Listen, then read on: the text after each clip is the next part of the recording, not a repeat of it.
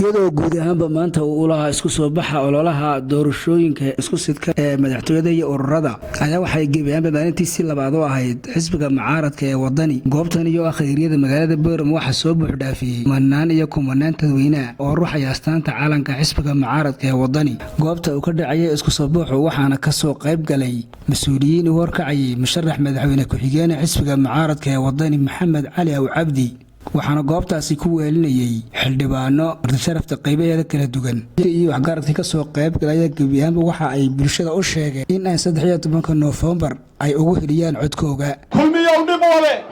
naga hor dhaqaaq waxaan u sheegayaa madaxda xisbiga wadani hore adeerkii sidayda afkaab ahaa oo dhalinyaraha markii uu qooqay beertu aad ugu baxday beertu markay u baxday gabadhii uu jeclaa buu soo tusay anigu caawa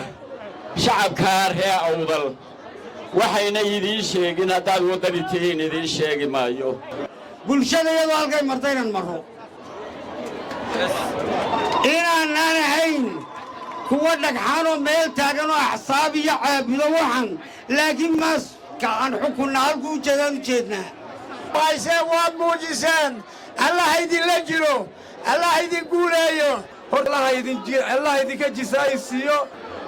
وحن لي عي عدكينو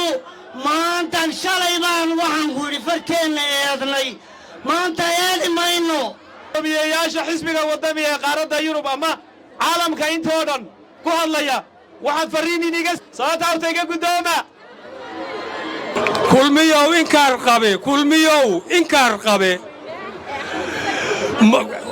orodii ayaan darane iyo kuuga hooseeyaan dib inoogu dhicin ta kale waxaan ugu dardaarayaa inta qaadhay waarkaarkiina qof walba hal diyaarsado maalinta cod bixintana uu ilaaliyo war soo saama ma codaynaysan waxa weeyiin inuuna xisbiga kulmiya waxba kaga soo talagelin magaalada Boorama iyo gobolka Awdal siday u dhan tahay damiya saacada inuu ka baxo diyaar ma u nahay wadadii bay diidasoo maaha dekadii bay diidasoo maaha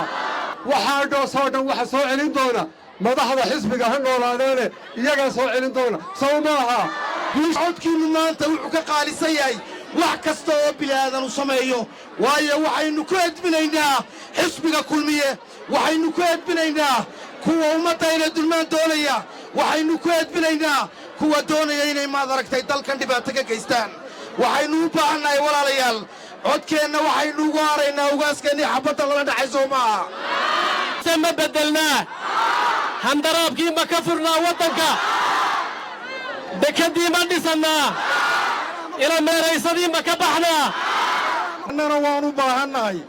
waxa weeyaan doorashadaasi waxa weeyaan laba badbaado ayay ku aadan tahay laba badbaabiyey dawladnimadii Soomaaliland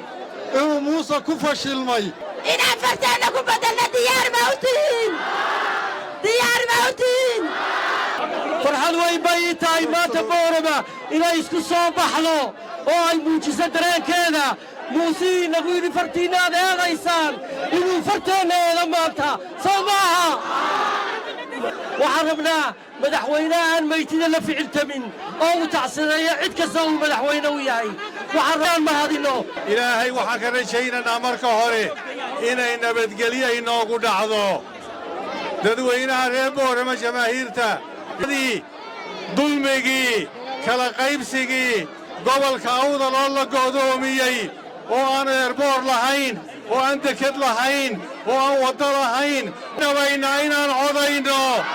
ma beenina ballanta hadalkaa hore aynayna codaynin ma beenaysaa